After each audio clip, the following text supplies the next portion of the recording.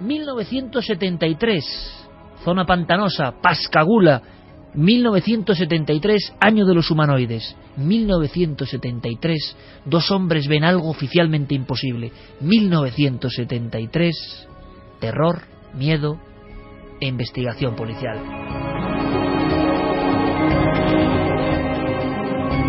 Pues sí, ha habido muchos Julios Fs en todo el mundo. Casi podríamos decir que en los 5 continentes. Y vamos a escuchar ahora mismo la voz de uno de ellos, la voz de un hombre que muchos años después de sufrir su experiencia todavía la recordaba. Se llamaba Charles Hickson. Sí, me ha terminado afectando porque está alterando toda mi vida. Nunca me había preguntado sobre la existencia de vida en otros mundos. Nunca lo había pensado. Pero ahora no tengo duda de que al menos en algún mundo puede haber algún tipo de vida. Por supuesto, durante meses no he podido dormir ni comer. Estaba en mi mente todo el tiempo. Pero ahora los miedos ya han pasado.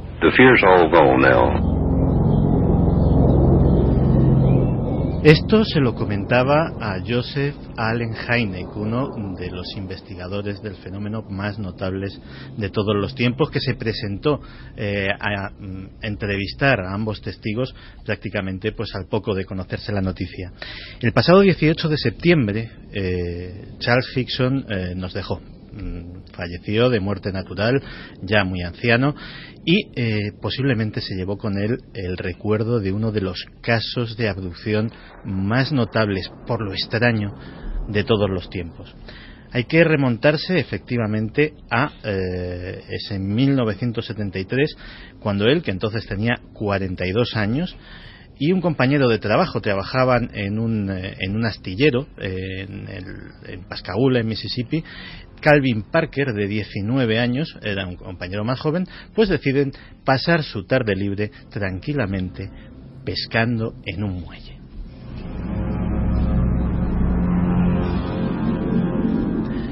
Y allá se fueron pues con sus aperos de pescadores, con sus cañas, con sus sedales.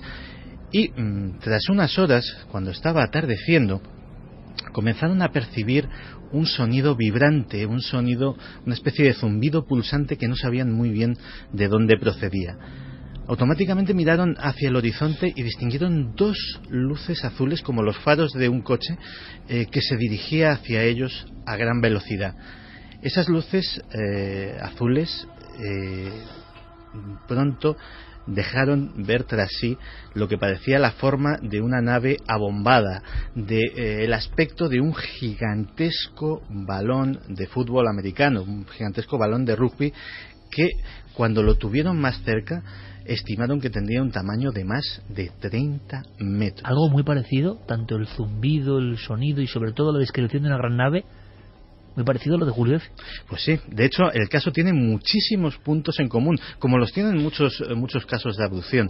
Luego te contaré una cosa de un estudio que se hizo después, porque los escépticos muchas veces dicen que efectivamente pues que hay una especie de mitología o de mito que se va calcando de caso a caso, pero yo estimo que es, digamos, en los aspectos más conocidos, el aspecto de las criaturas, el ritual, etcétera, etcétera.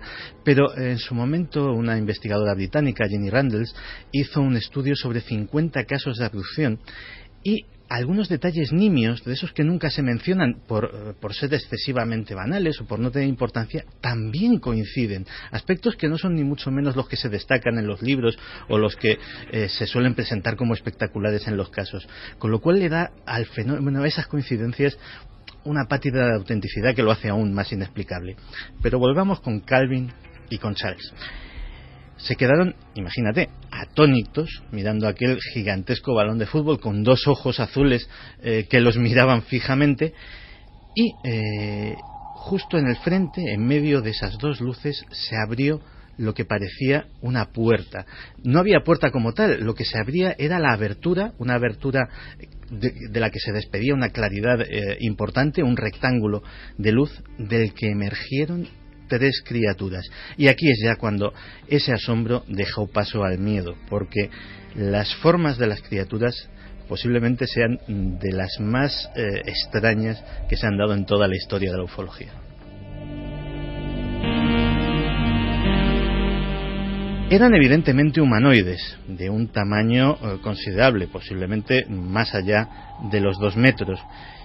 Pero imaginemos unas cabezas enormes, una piel pálida y agrietada, como si estuviese hecha de roca, una boca apenas dibujada y que parecía palpitar, que parecía desdibujarse y desde luego negar esa cualidad sólida de la piel.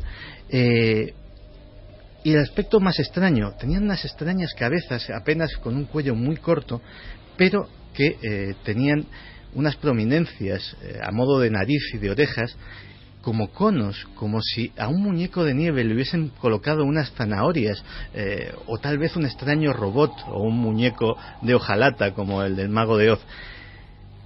Lo último eran las piernas, o la ausencia de ellas, porque había una especie de acabado en forma de peana, como casi los muñecos de un futbolín, y aquellas criaturas flotaban en el aire y se desplazaban encima de sus peanas, y lo peor llegó cuando ellos mismos también comenzaron a flotar en el aire.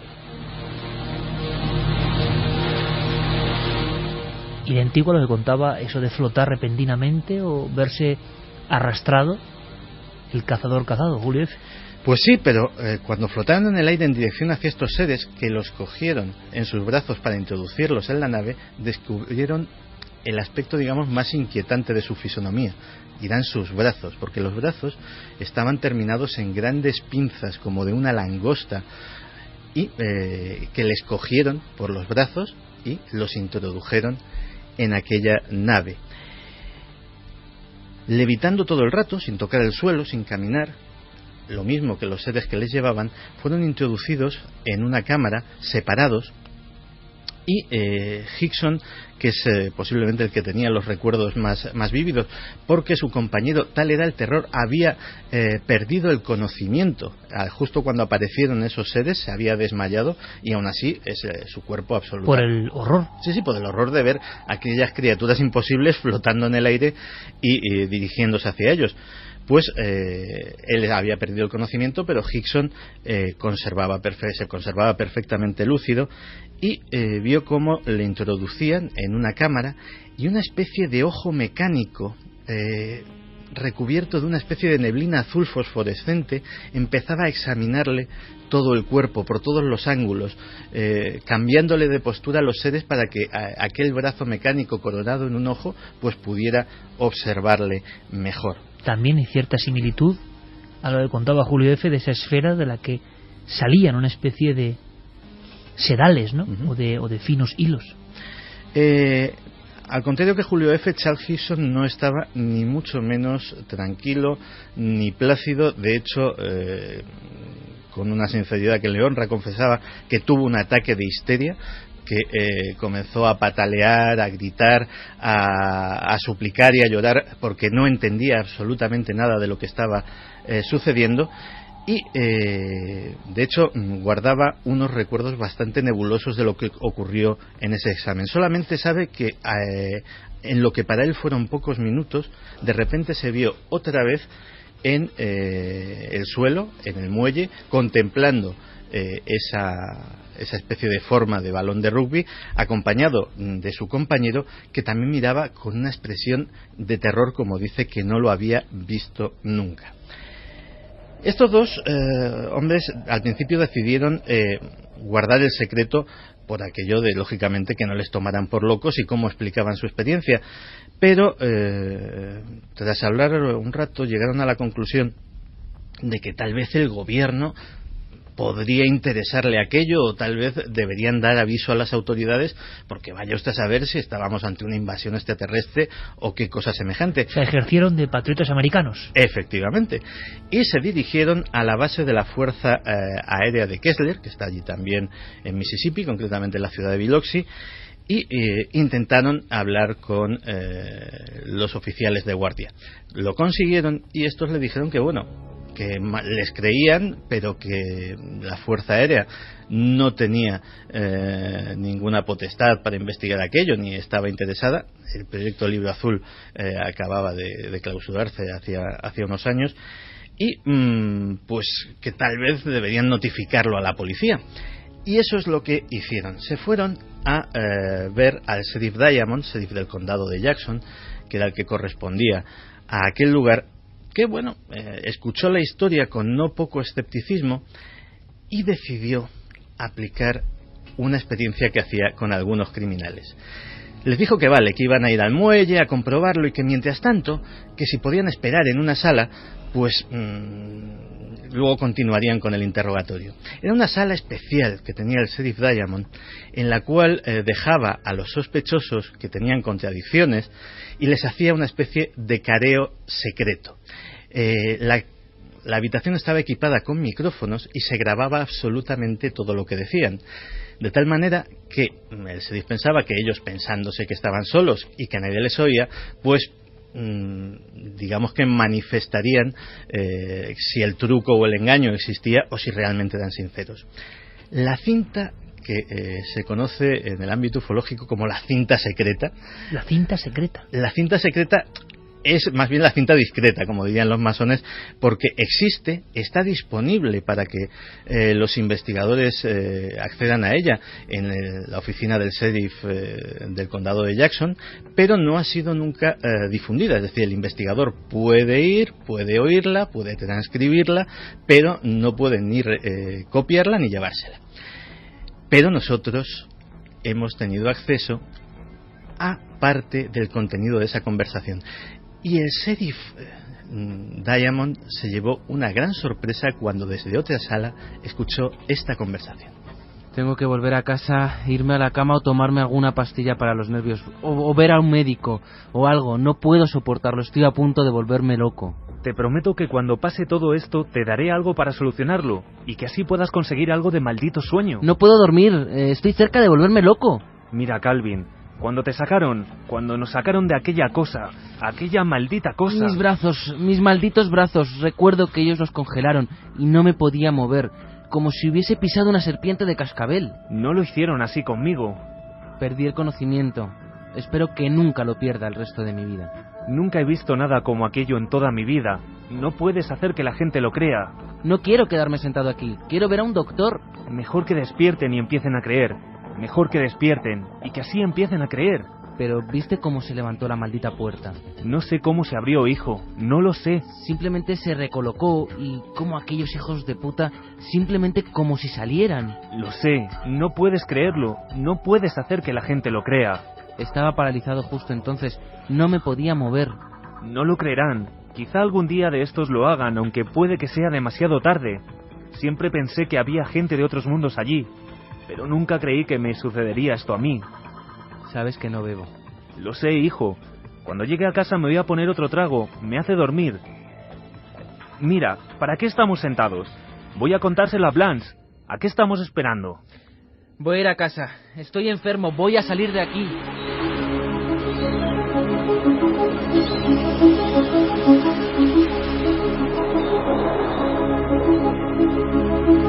Fermín Agustí y Carlos Largo prácticamente hay que integrarlos ya en el equipo de actores de las dramatizaciones de Milenio 3, porque hemos revivido esa tensión. O sea, el sheriff era muy listo, supo grabarles en un momento en el que se creían libres de toda vigilancia, y lo que refleja ese contenido es ciertamente espinoso, ¿no? Sí, refleja que básicamente la experiencia tal y como la contaron era al menos tal y como la habían vivido ellos o como creían haberla vivido. Y de hecho el caso terminó llegando a la prensa local y luego a la nacional, pues por una indiscreción de la oficina del sheriff, porque ellos, como tantos otros testigos, pues tampoco estaban muy propensos a dar a conocer ni su identidad ni su experiencia.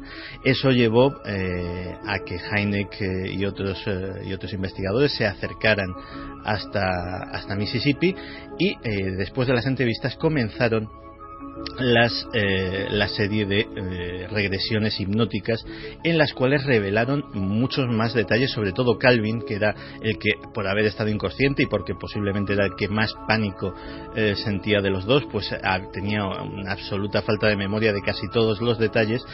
Y bueno, el caso terminó siendo uno de los grandes clásicos del fenómeno de abducción y de la ufología estadounidense.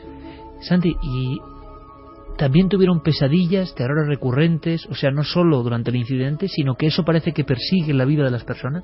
Sí, de hecho Hickson lo comentaba en alguna entrevista posterior, que no dio ni muchísimo menos muchas, pues prácticamente lo vivió ambos, pero él fue el que más lo comunicó como una experiencia tremendamente traumática, y eso es casi común a casi todos los abducidos. Pensemos en un detalle, hemos adoptado el término abducción pues casi para diferenciarlo y para darle esa cualidad exótica o extraterrestre, pero es un secuestro, aunque sea un secuestro de humanos, aunque sea un secuestro express para que te lleven a un cajero, es una experiencia muy traumática de por sí. Es una experiencia en la que el ser humano se enfrenta a uno de sus peores miedos, que es la falta de control, que de repente todo el control de tu vida está en manos de unos extraños.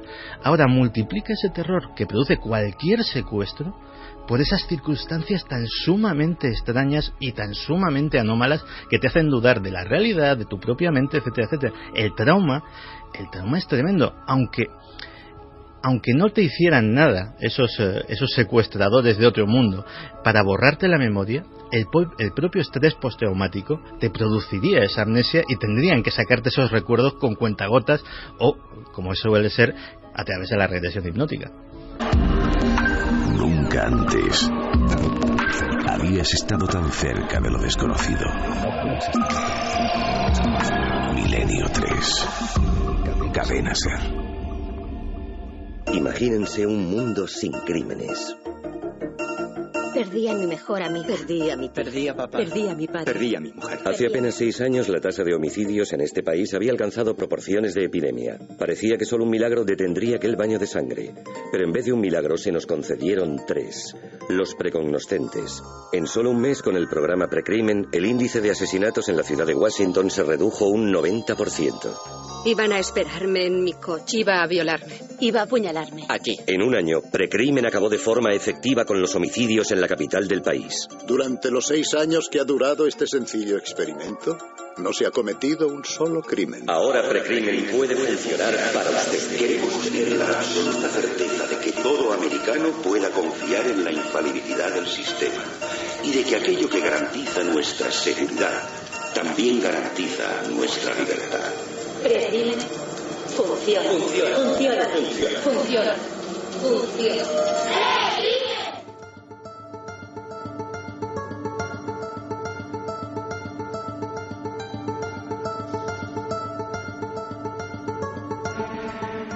Precrimen funciona. No, esto no era publicidad de la cadena SER. De hecho, yo creo que este corte no es ni mucho menos la primera vez que lo ponemos. Es un corte de Minority Report que la película, como todos sabéis, habla de una división de policía que es capaz de prever los crímenes antes de que sucedan. Todo eso lo hemos hablado durante todos estos años pues como algo que era técnicamente posible, como algo que se podía hacer mediante tal o cual sistema, que era teóricamente, pero hoy Diego Marañón nos va a contar que esto no es teóricamente posible, sino que a lo mejor se está haciendo en algún sitio. Pero antes de saludar a Diego, hoy es un día raro, hoy es un día extraño, así que en vez de Fermín Agustí, que lo dice siempre, dilo tú, Javier. Bueno, pues que a las 3:10 de la madrugada somos Trending Topic. La verdad que era un tema candente y esta es la muestra. Hombre, pues mira, mi primer Trending Topic. Enhorabuena. Enhorabuena a todos. Pues Diego Marañón, buenas noches. Hola Santi, buenas noches, ¿qué tal estáis? ¿Qué me cuentas? ¿Que esto del precrimen ya se está haciendo? ¿Que no es ya cosa de ciencia ficción o de lucubraciones de futuristas? Bueno, como dices, llevábamos bastante tiempo hablando de ello, pero al final siempre parecía un poco utópico todavía, ¿no? Parece que ese futuro que Philip K. Dick había imaginado en ese relato corto suyo, en Minority Report, en 1956, nada más y nada menos, era un poco inalcanzable. Pero resulta que esta semana hemos conocido que ese futuro está más cerca que nunca, porque al parecer el Departamento de Policía de Chicago, eso es lo que decían los titulares, ya utiliza un modelo informático de predicción para identificar a los individuos que tienen una mayor probabilidad de cometer delitos violentos. ¿Y qué se desprende de todo esto? Bueno, el resultado de esos cálculos que está haciendo el Cuerpo de Policía de Chicago es una lista negra, tal cual suena, que se guarda en el más absoluto de los secretos, con más de 400 personas que han sido identificadas por una especie de algoritmo informático como futuras y potenciales amenazas para la seguridad. Fíjate, Santi, que hasta ahora 60 de esas personas que hay en la lista han sido ya visitadas por agentes de policía en su casa para hacerles llegar un mensaje claro e inquietante. Ese mensaje es: estás siendo vigilado.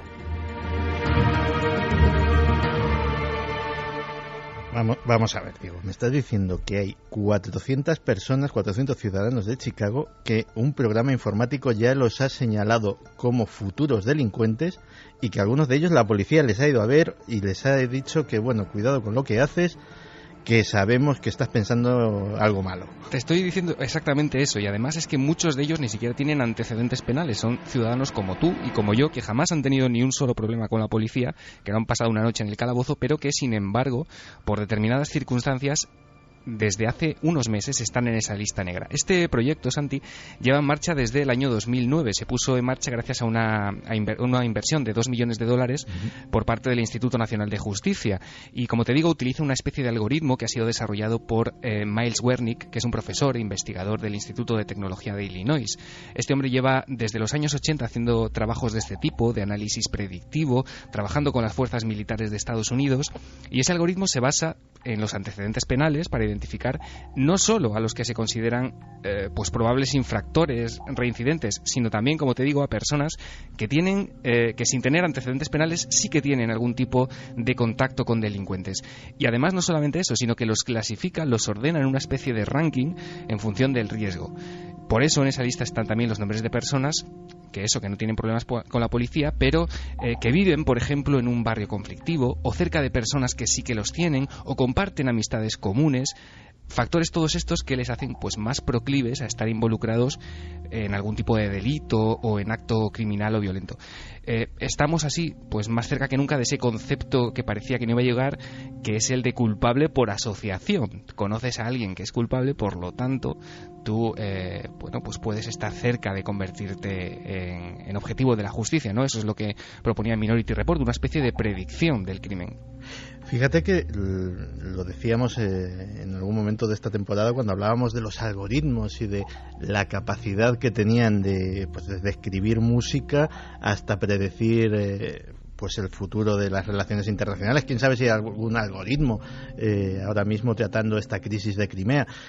Y ese poder ya se está aplicando a cosas que afectan a los ciudadanos, a cosas que pueden, pues de repente tú eres un señor que vive en un mal barrio, que tiene unos amigos pues un poquito conflictivos o lo que sea, pero y eso ya te coloca bajo la lupa de la policía de Chicago. Sí, y además se ha encendido la polémica, sobre todo en este caso en concreto en Chicago, por dos hechos fundamentales. El primero es pues la posibilidad de que se invada la privacidad de la población civil. Hay ese temor lógico, pero también es curioso porque se ha acusado a este proyecto de ser racista. Se supone que casi todos los de la lista son de raza negra, algo que de todos modos, si pensamos que se trata de Chicago, bueno, pues tampoco resulta tan extraño.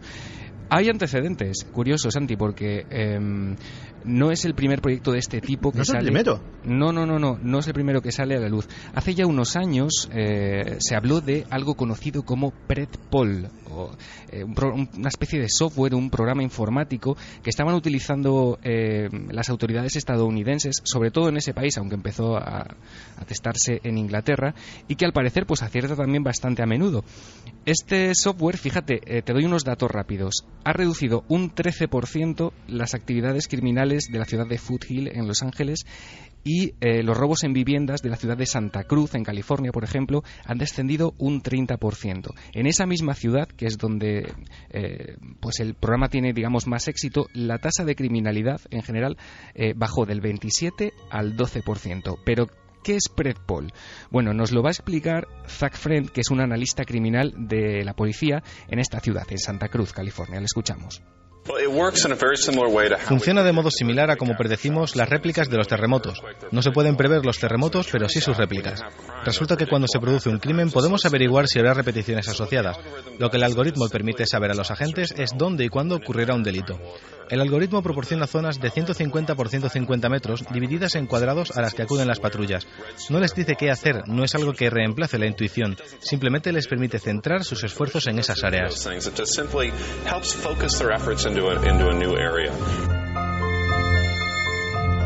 Pues suena bastante increíble. En este caso no se enfoca tanto en los ciudadanos como que señala una cuadrícula y el programa dice aquí va a pasar algo, no sé exactamente qué, pero esto tiene muy mala pinta, ¿no? Sí, efectivamente, son cuadrículas de unos 150 metros por 150, entonces lo que hacen la policía es, a partir de los datos que proporciona el programa informático, envía coches patrulla, por ejemplo, y con esa visibilidad de la presencia policial en ese barrio, se supone que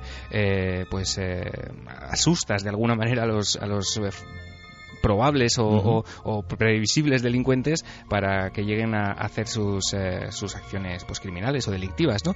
El programa este también funciona a base de algoritmos han sido desarrollados por las universidades de Santa Clara y por la Universidad de Los Ángeles, y lo que hace es analizar estadísticas, lugares, horarios en los que se han cometido delitos previos y los cruza con los datos sociológicos y con patrones de comportamiento criminal. Uno puede pensar, bueno, pero esto puede resultar carísimo. Bueno, pues no, ya verás. Zach Friend, este analista criminal de Santa Cruz en California, nos explica también por qué este software Predpol es bastante útil y bastante rentable. Es muy difícil para una persona tener unos patrones a tan largo plazo, sobre todo para un nuevo agente. No es fácil interiorizar un historial. Esto pone todos los elementos sobre el tablero de juego para que al final los resultados sean los mejores. El software cuesta lo mismo que un analista criminal o incluso menos.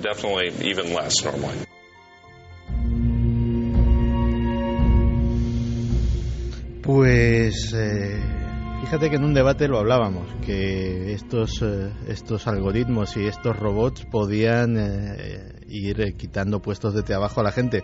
Los analistas criminales no tienen que estar de muy enhorabuena en Estados Unidos, ¿no? No, no lo parece. Además es que se está extendiendo a una velocidad impresionante. Hay otros softwares, de los que a lo mejor hablamos en algún otro momento, que ya se están utilizando en más de 70 ciudades de Estados Unidos. Softwares bastante similares a este, que se dedican pues a, por ejemplo, hay uno que se llama, te lo digo solamente este, Santi, Shot Spotter, que lo que hace es detectar mediante micrófonos en una ciudad, por ejemplo, recoge el ruido ambiente y si detecta algo parecido a un disparo, envía esa señal a la policía y depende de la zona donde se haya escuchado ese disparo, se activan las cámaras de seguridad más cercanas y se intenta localizar al sospechoso antes de que se dé a la fuga. Este sistema, como te digo, ya está en más de 70 ciudades de Estados Unidos y, ojo, porque está siendo admitido como prueba en diversos juicios.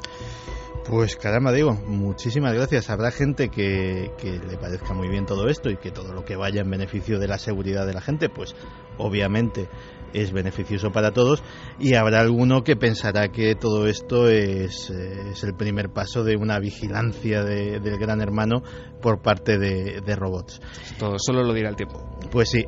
Por cierto, que vamos a pasar a uno de los nuestros. Hoy hemos hecho el test a un personaje muy querido en la nave, ¿no? Muy querido en la nave y que además está de actualidad esta semana. Luego explicamos por qué. Vamos a escucharlo. Uno de los nuestros. Buenas madrugadas. Identifíquese, por favor. Juan Villa, herrero. Juan Villa, artesano máximo. Pues nada, mira, estoy rellenando moldes. Y epa, ahora.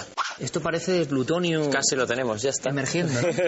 Muchos productos químicos y bueno. Y epa, ahora. Esa está un poquito más templadita ya. Todo rápido, claro. Luego hay que ponerle pelo. Y epa, ahora. Uno entra a robar en casa de Juan Villa y tiene que ser terrorífico, ¿no? Porque... Y nada, de repente mezclamos dos cositas y venga, rápido, vamos, ole, ole y... ¡Ole, ole! Que ole. Es uno de los códigos del programa. Y epa, ahora. ¿Eligió usted al misterio o el misterio le eligió a usted? Pues de todas que me eligió a mí, seguro. ¿En qué ocasión lo ha sentido más cerca? Pues yo creo que de forma natural siempre me han interesado mucho estos temas, ¿no? Desde pequeño ya estaba dibujando monstruitos, naves espaciales, sin tener mucho conocimiento, ¿no? Y poco a poco me fue picando la curiosidad de una manera muy, muy natural, ¿no? ¿Cuál es su enigma predilecto? Sobre todo me interesa mucho, aparte de que me interesa cantidad el espacio exterior y todas las noticias que están ahí relacionadas, ¿no? La criptozoología me apasiona. Indíqueme un lugar mágico al que siempre querría volver. El yacimiento maya de Tikal, en Guatemala, me fascinó. Soy mucho de ponerme en situación en los lugares que voy, ¿no? Me encanta recrear, imaginar cómo hubiera podido ser la vida ahí, pero realmente en Tikal me sobrepasó de sobremanera, fantástico.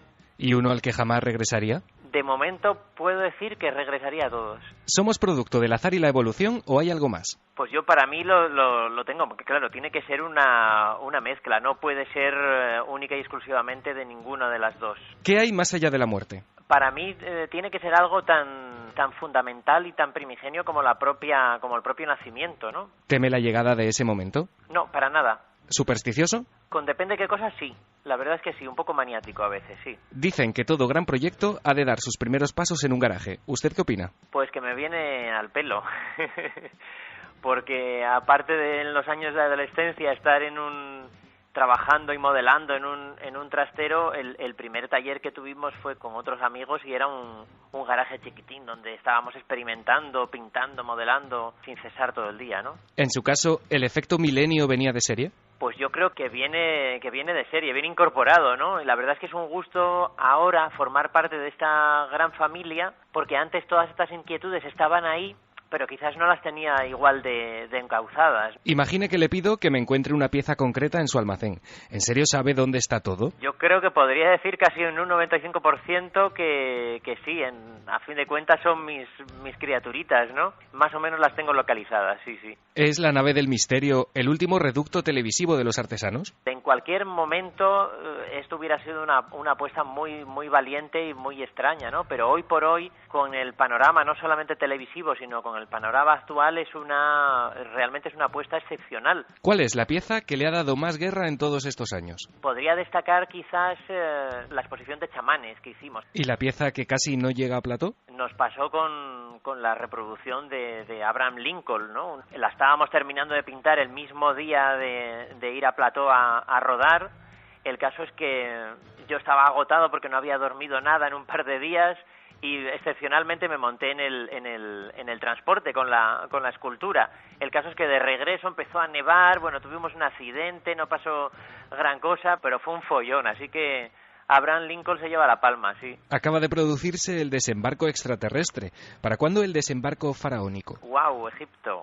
Ahí la habéis dado. La verdad es que es una de las culturas que más me fascinan, ¿no? Tenemos que hacer algo, lo que pasa es que hay que hacer algo que esté a la altura, muy potente, ¿no? Y diferente a todo lo que ya existe, claro. Más de un año después, la gente sigue pidiendo una gira con la exposición de Cuarto Milenio. ¿Cómo recuerda aquellos 3 días? A día de hoy me sigo emocionando muchísimo. Para mí fue una experiencia absolutamente increíble, sobre todo porque yo creo que conseguimos algo muy, muy, muy complicado. Creo que conseguimos llevar un poquito de la esencia de la nave del misterio a la gente y creo que estaba en el aire, se palpaba, se mascaba. Y eso todos los que estábamos allí lo sentíamos.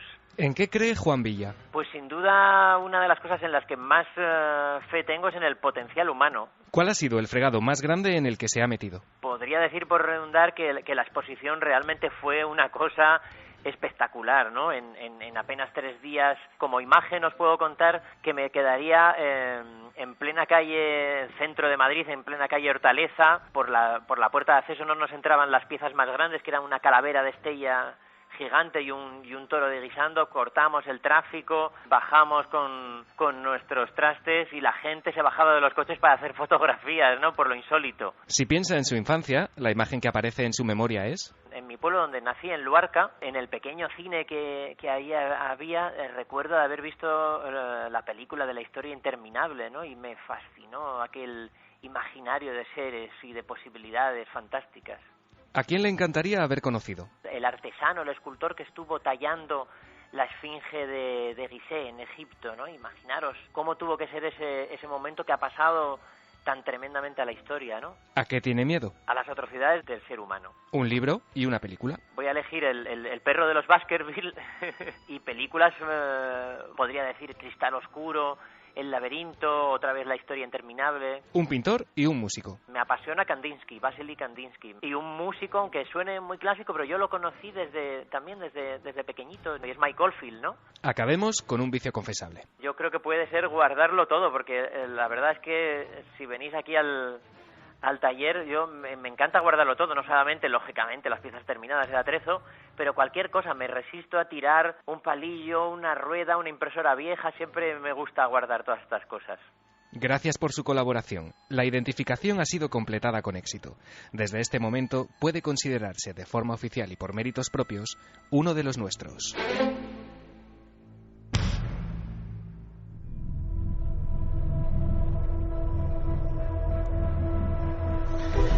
Pues si a mí me preguntasen por un personaje entrañable, o sea, entrañable con todas las letras mayúsculas de los que habitan esta nuestra pequeña comunidad, ese es Juan Villa. Juan Villa, un tipo que desprende alegría, que es el mago, el artífice que plasma en materia muchas cosas que forman parte de nuestros sueños, de nuestras elucubraciones, que simplemente le damos 4 indicaciones, 2 fotografías y te hace reproducciones exactas de lo que sea.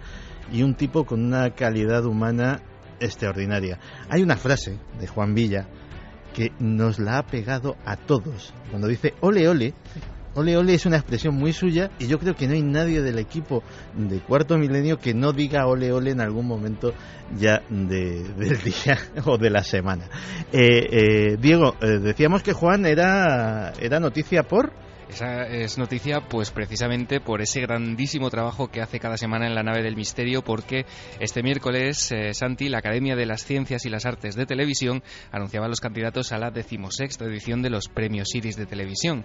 Y Juan Villa, junto con Blanca Ricoy, están nominados por Cuarto Milenio a la categoría de Mejor Dirección de Arte. Así que toda la suerte para esos premios que se celebran a finales de mayo. Toda la nave del misterio está con nuestro artesano. Pues toda la suerte que se la merecen, no solamente por buenas personas, sino por el magnífico trabajo que hacen y por los grandes profesionales que son, y no porque trabajen en nuestro programa. Diego, muchísimas gracias. Un placer, Santi.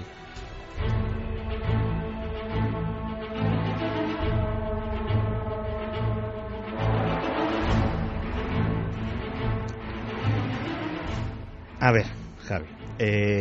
Estábamos hablando durante la hora anterior, y además ha sido una hora intensa, de Ucrania.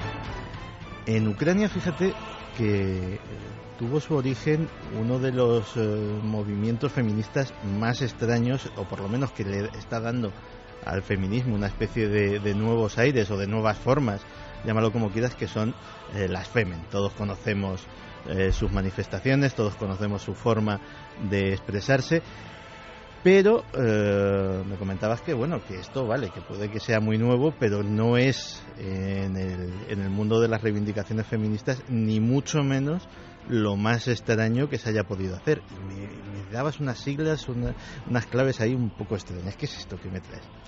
Pues sí, tenemos que viajar, Santi, a 1968, una época convulsa en la que en Estados Unidos la mujer, el papel de la mujer, estaba viviendo un momento complicado, ¿no? De hecho, por las calles de Nueva York se repartían manifiestos feministas que decían cosas como: la mujer está reprimida, la ideología patriarcal lo abarca todo, la mujer está deshumanizada, sin recursos, solo puede aspirar a un trabajo de mecanógrafa y a cambiarse el apellido de un hombre, su padre, por el de otro hombre, su marido.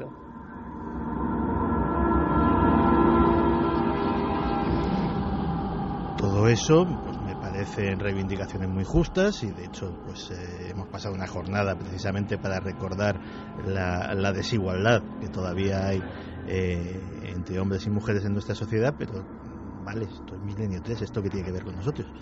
Bueno, pues lo que ocurre es que en ese ambiente de lucha por los derechos de la mujer, por la igualdad de la mujer, aparece un grupo muy particular, un grupo que reivindica todos estos derechos de una forma muy especial. No hace manifestaciones al uso, no hace boicots como se hacían habitualmente, sino que empiezan a recurrir a la magia y a las maldiciones para intentar llevar a cabo sus obras.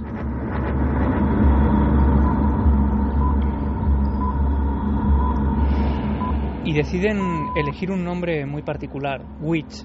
Witch, que bajo el nombre en el que se esconden estas mujeres, bruja en inglés, se esconde a su vez un acrónimo, efectivamente, que significa Conspiración Terrorista Internacional de las Mujeres del Infierno.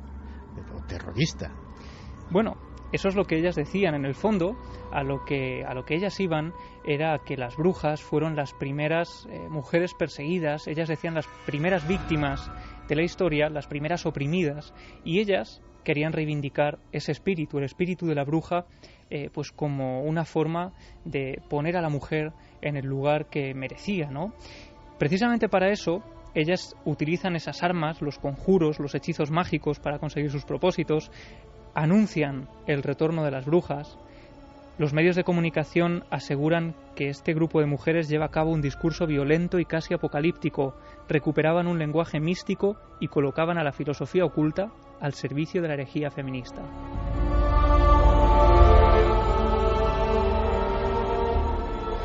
Y tenemos que imaginar, Santi y Clara, una escena. 1968, 4 mujeres deciden instaurar de forma oficial este grupo. Para ello, se dirigen al Gem Spa de Nueva York y enfrente de ese lugar tan emblemático, a una hora más o menos temprana, empiezan a hacer un círculo de orégano, ante la mirada atónita de decenas de personas que empiezan a remolinarse ante ese espectáculo.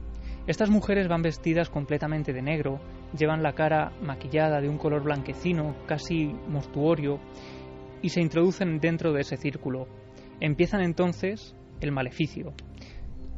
Imagina a toda la gente mirando alrededor a estas 4 mujeres diciendo a la vez: en el sagrado y más poderoso nombre de Witch, Conspiración Terrorista Internacional de Mujeres del Infierno, nosotras, hermanas brujas del único y verdadero subsuelo, anunciamos nuestra presencia y comenzamos nuestro hechizo.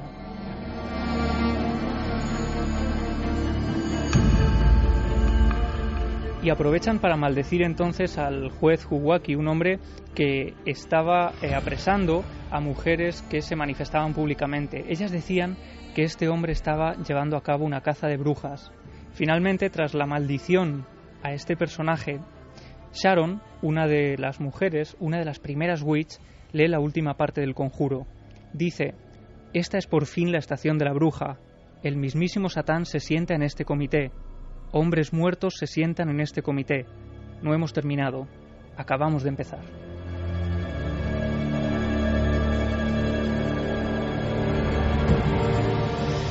Y puede parecer que en realidad estas mujeres estaban haciendo un papel para aparecer en los medios de comunicación. Sería lo más lógico. Es justo lo que te iba a preguntar. Es decir, ¿esto era una maniobra propagandística? ¿Se vestían de brujas como se podían vestir de otra cosa? ¿O se lo creían? Se lo creían. Fíjate, de hecho, la primera fundadora, Robin Morgan, es una mujer que empieza a indagar. Ella era feminista, pero empieza a indagar en su árbol genealógico. Y tras una investigación de largos años, ella asegura llegar al siglo XIII. Y lo sorprendente es que ella, en todas las entrevistas, aseguraría que llevaba sangre de bruja en las venas, que sus antecesores ya practicaban la brujería, conocían las propiedades curativas de algunas plantas, y de hecho, ella aseguraba que muchas de sus antecesoras pues habían perdido la vida por ser acusadas como brujas. Y en este momento, cuando ella todavía no ha fundado Witch, está en una manifestación feminista y dice que sufre o vive un momento de iluminación, esos que tanto hemos hablado, que duran apenas unos segundos. En esos instantes ella asegura recordar una vieja religión, una religión que ella no había estudiado nunca, una vieja religión pagana, una religión de culto a la diosa.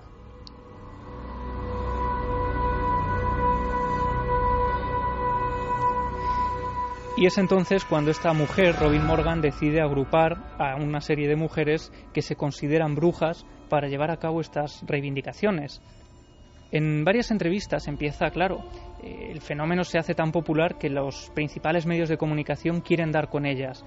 Lo sorprendente es que no todos lo consiguen y que existen fotos contadas de estas mujeres, hasta tal punto que algunos medios bautizaron sus apariciones como apariciones fantasmales. La revista New York Times Magazine llega a utilizarlas en portada para hablar de la historia brujeril en Estados Unidos, es decir, que empiezan a tener una gran importancia. En solo un año, porque sus actuaciones duran poco más de un año, pues llevan a cabo todo tipo de actos, ¿no? Entre otros, por ejemplo, entregaban una serie de panfletos, de manifiestos, entre los que pedían a las miembros, a las personas que formaban parte de Witch, que utilizaran todo tipo de elementos rituales, como los gatos negros, las velas, los cánticos, las hierbas, el vudú, los trozos de uña, los círculos venenosos o los mechones de pelo, como una forma de reivindicar y de conseguir sus objetivos.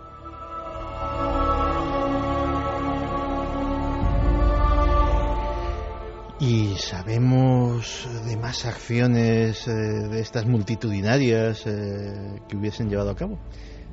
Una de las que más repercusiones ha tenido a lo largo de los años y que ha sido recordada porque de ellas hay muy poca información es el acto que llevaron a cabo en contra del sistema financiero.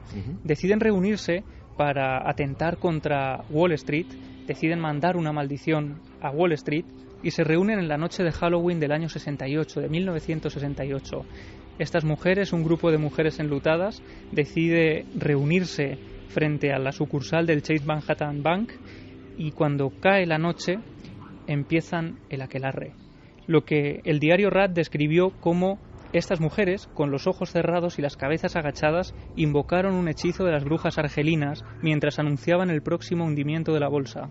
Podría parecer algo anecdótico, sin embargo a mucha gente le supuso un auténtico quebradero de cabeza cuando al día siguiente la bolsa cerró con una caída de 6,5 puntos. Me lo temía.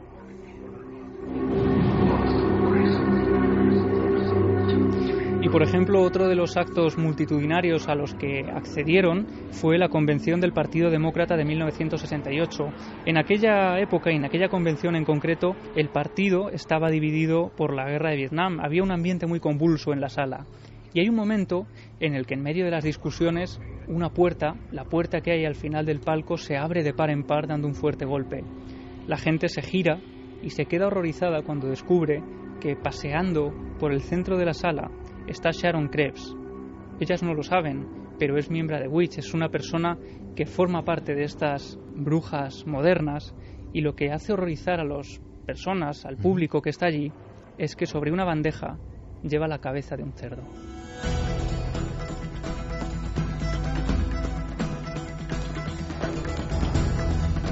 No será esa foto que me has enseñado antes. Efectivamente, esa es una de las pocas fotografías que quedan registradas de las acciones de estas mujeres. Unas personas, además, un grupo que causó auténticos quebraderos de cabeza a las autoridades porque empiezan a extenderse a lo largo del año 68 por varios estados de Estados Unidos. Boston, Chicago, San Francisco, Carolina del Norte, Portland y Austin son solo algunos de los lugares donde estos grupos pues extienden sus tentáculos. Unos tentáculos a los que algunos medios definieron como grupos de mujeres reunidas en secreto con el objetivo de conspirar contra el mundo. ¿Y sabemos qué fue de ellas? ¿Esto ha tenido alguna repercusión? ¿Ha tenido alguna continuidad en el tiempo? ¿Se les puede seguir la pista hasta hoy o se disolvió en algún momento?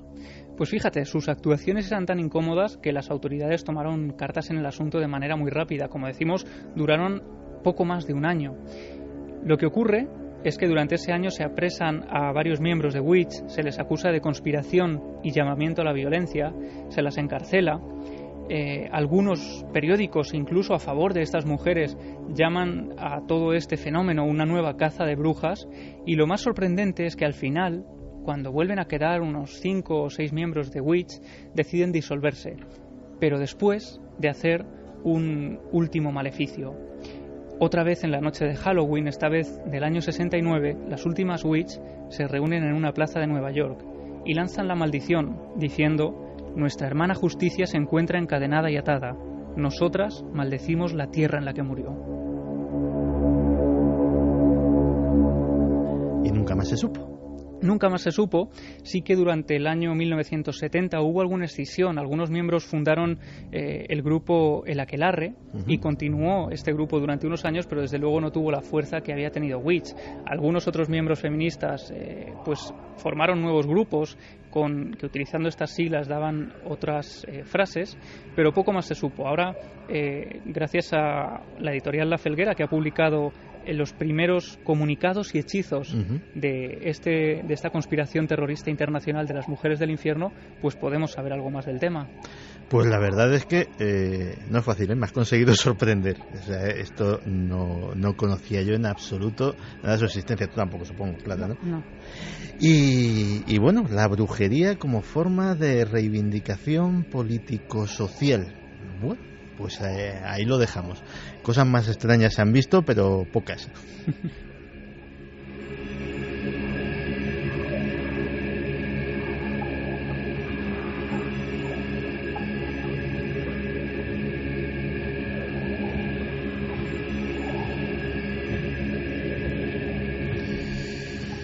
Y esta noche es de esas noches en que parece que los hados se conjuntan para que prácticamente todo lo que hablamos tenga algún tipo de lo que llamamos los periodistas de una percha, de un precedente en las noticias. Hablábamos de Ucrania, hablábamos de las Femen, y el poco tiempo en los informativos que dejan las crisis internacionales y las crisis locales estos días, pues nos hemos estremecido con la historia de un accidente aéreo que ha tenido lugar con la precipitación de un avión sobre las aguas del mar, la pérdida de un montón de vidas. Y siempre que sucede algo así, siempre que sucede una gran catástrofe, se habla de personas que de alguna forma lo presintieron, de personas que de alguna forma sabían que algo iba a suceder.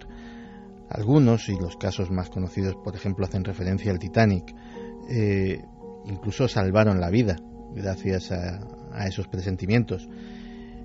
Otros no tuvieron tanta suerte, y otros, como sucedió por ejemplo en la llamada catástrofe de Aberfan, cuando prácticamente una montaña se precipitó sobre un colegio lleno de niños, pues no hicieron caso de los sueños premonitorios que tenían esos pequeños los días antes de que sucediese la tragedia.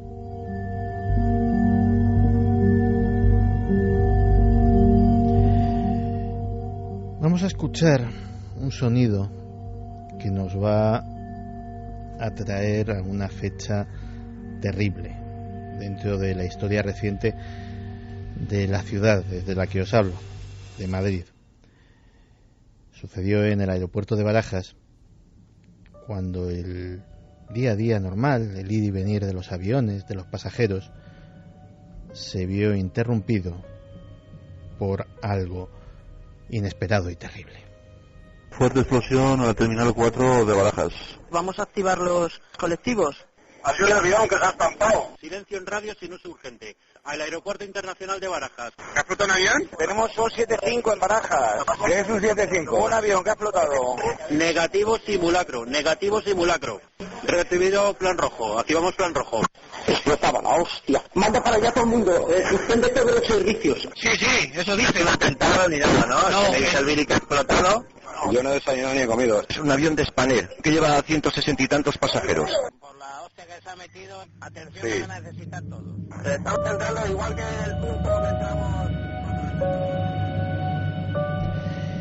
Era el 20 de agosto de 2008, el vuelo 5022 de Spanair, que cubría la ruta entre Madrid y Gran Canaria, un McDonnell Douglas MD-82, sufrió un accidente inmediatamente después del despegue. Hubo una importante pérdida de vidas, concretamente 154 fallecidos. 18 personas resultaron heridas y salvaron la vida de forma casi milagrosa, habiendo ocupado algún asiento de ese avión. Pero, Clara, a pesar de lo trágico del asunto, hay otras historias. También aquí hay un componente que hemos extraído de tu archivo, un componente que nos habla de esas premoniciones, de esos presagios de que algo terrible podía estar a punto de suceder.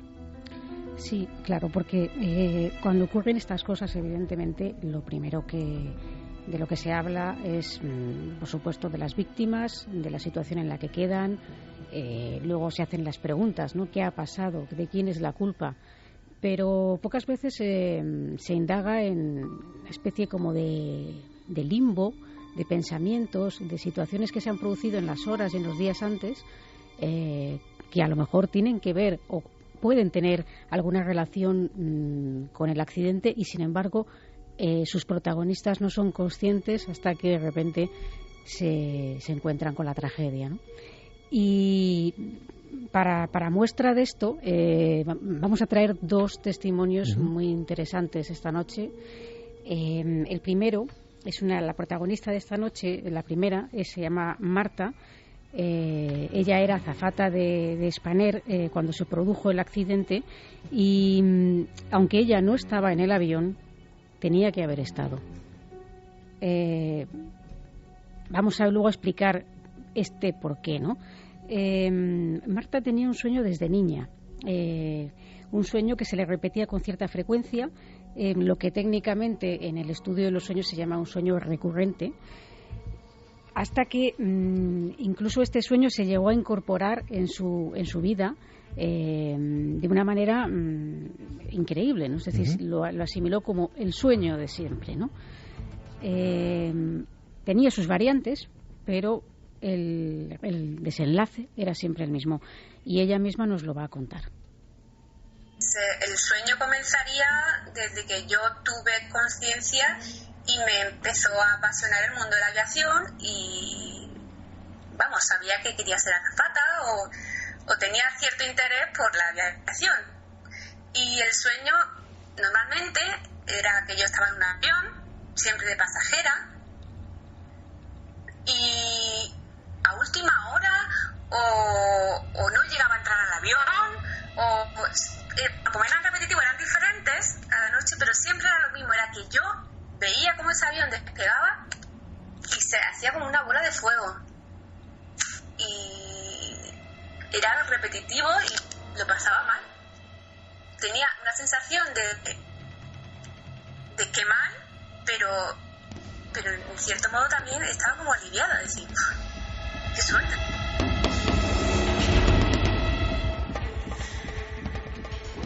Fíjate que yo soy el primero que, cuando he tenido un sueño presuntamente premonitorio, de una forma un poco inconsciente me he dedicado a desafiarlo. O sea, no hablo de mi experiencia personal, pero caramba, Marta tiene mérito teniendo ese sueño prácticamente, no sé si a diario, pero con muchísima frecuencia, haber seguido empeñada en su carrera de azafata, ¿no?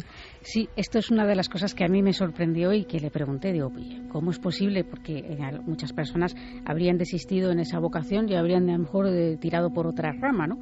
Y la explicación tiene mucha lógica.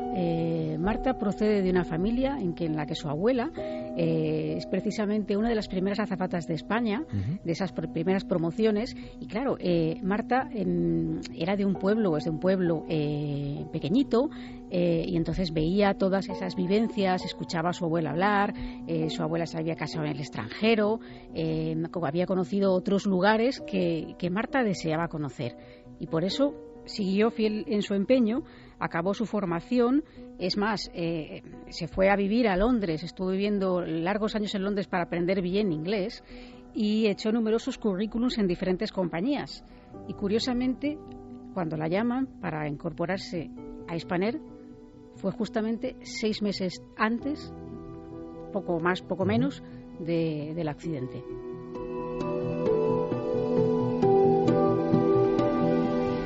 Me decía que ella, aun pese a lo que le gustaba volar, lo pasaba especialmente mal durante los despegues, porque como ella decía que lo que veía en su sueño, el desenlace final era que el avión a la hora de despegar se convertía en una bola de fuego, ¿no? pues tenía esta especie como de malestar cuando debía producirse el despegue. Y como hemos dicho antes, Marta estaba destinada a subir a ese avión, pero no lo hizo.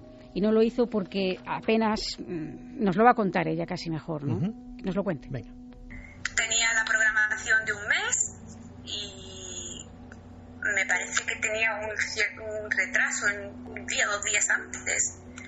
Y te cambia la programación y ya no vas a ese sitio, vas a otro. Necesitas descansar X hora y no fui.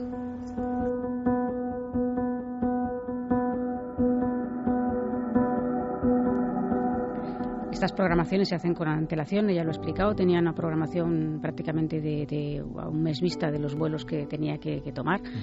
Y ella pues finalmente no realiza ese vuelo, realiza otro, y de hecho se entera durante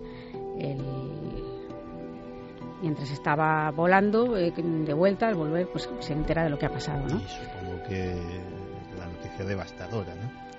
Además date cuenta que ella conocía a varias de esas personas que eran sus compañeros de tripulación, ¿no? Yo la verdad es que tengo que agradecerle desde aquí que nos haya dado este testimonio, pero no es el único, porque ahora hay otro testimonio todavía más inquietante por la cercanía de ese suceso y porque no sabemos muy bien cómo funciona realmente nuestra mente ni nuestra forma de el pálpito, de la forma de sentir las cosas. Además, curiosamente, la persona que nos da este testimonio, Fernanda Palomino, compañera de profesión, periodista, y además muy vinculada a la nave del misterio. Bueno, ella tiene una hermana gemela idéntica que es médico del SAMUR y que ese día tenía previsto volar junto con su marido, conductor de ambulancia del SAMUR, y la hermana de en el vuelo famoso de Spanair. Claro, Fernanda estaba disfrutando de un caluroso día, hablamos de un día veraniego, de un día que, en fin, que estaba haciendo pues sus cosas, disfrutando un poco del tiempo libre con su hijo, cuando de repente sintió algo muy extraño, algo que le hizo removerse absolutamente por dentro y que le hizo cortar toda esa actividad festiva. Ella misma nos lo va a contar y además muy bien contado porque se nota que es periodista y su crónica, ella misma hace este desenlace de manera magistral. Aquel 20 de agosto nos cambió muchísimo la vida y será difícil de olvidar ese 20 de agosto de 2008, un día muy caluroso en pleno verano, en el que, como todos los días, bajé a la piscina con mi hijo y cada día me subía a las 3 de la tarde, porque era la hora que cerraban la piscina. A las 2 menos 20, a las 3 menos 20, le digo a mi hijo, vámonos, vamos a subir a casa. Y me preguntó, ¿por qué? ¿Por qué, mamá, si subimos siempre a las 3? Y le dije, tocándome el corazón, y le dije, algo no va bien. Subí a casa y bueno, como siempre, yo como lentísimo, y esta vez comí rapidísimo, me puse enfrente del ordenador y me dejó la piel de gallina cuando vi el titular, tragedia aérea en Barajas. Ese día para mí, o sea, yo jamás lo voy a olvidar, porque empecé a sentir que mi hermana iba en ese avión.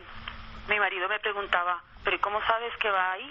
Le dije, porque me lo dice algo. O sea, yo tuve el presentimiento de que mi hermana iba en ese vuelo, iba por la casa como zombie, paseándome y tocándome el pelo, diciendo, mi hermana iba en ese vuelo. Pasó una hora y de repente sonó el teléfono y era mi hermana diciéndome que iba en ese avión, pero que estaba bien. Y bueno, no es la primera vez que como gemela me ocurren estas especie de premoniciones. Quiero decir que este testimonio lo conocía de primera mano, porque como muy bien has dicho, Fernanda tenía cierta vinculación con el programa Cuarto Milenio, era la esposa de Fernando Ribes, un realizador de nuestro programa que trabajó durante mucho tiempo con nosotros, y todavía me acuerdo de aquellos días en los que el propio Fernando nos lo contaba, muy impresionado, muy impresionado, y realmente pues es curioso porque no sabía, yo no sabía que tú tenías ese testimonio, y cuando lo he escuchado antes del programa me he quedado muy sorprendido, precisamente porque ya era una historia que había conocido, ya te digo, de primerísima mano, ¿no? Sí, pero ella quizá no, en ese momento no estaba preparada para hablar, estaba todo muy reciente, y ahora que ha pasado un tiempo, pues Fernanda nos ha contado esto. Y bueno, hay que decir que desgraciadamente, a pesar de que la buena noticia es que su hermana salvó la vida, como hemos dicho antes, viajaba con su marido y con el hermano de su marido, con la hermana de su marido, y ella falleció desgraciadamente en ese accidente.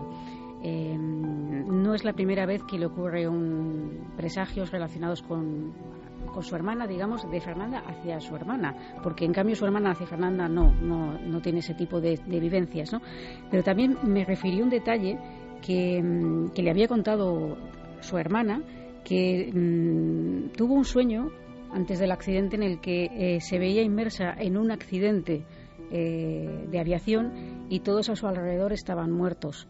Únicamente ella era la que se salvaba de todo aquello.